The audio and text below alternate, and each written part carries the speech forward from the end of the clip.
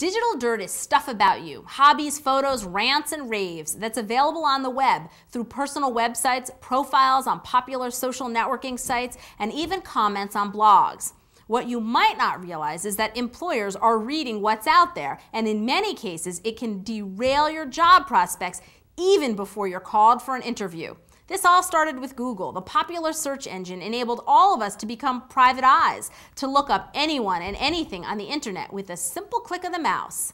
With basic online searches, they're finding risque photos posted on personal websites and social networks. They're reading brags about excessive drinking and promiscuity, and a whole lot more. As a recruiter, if I'm considering 2 college seniors, for example, for the same position, and I come across an online profile for one of them that brags about rowdy parties with drug use and drunken escapades, I might think twice about that person and lean more toward the candidate who has a clean online profile, or perhaps even none at all. Is it fair? Maybe not, but it's human nature.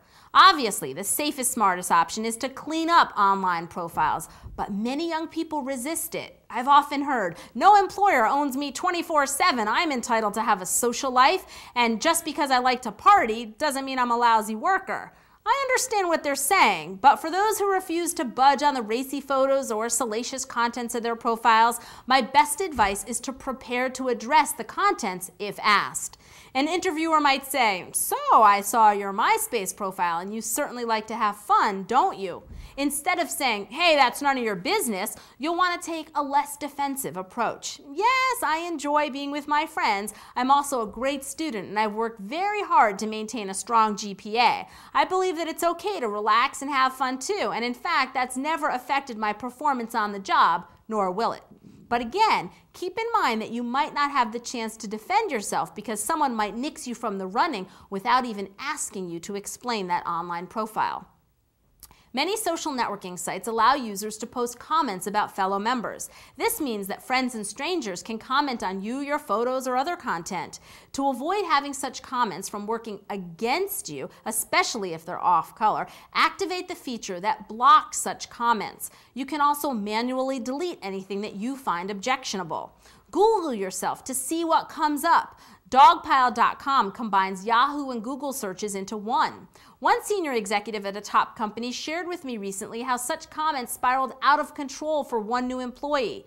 She had photos of herself in a bikini during spring break posted on her online profile. What she didn't realize, because she didn't check her profile frequently, was that visitors to her webpage had posted the equivalent of lewd catcalls.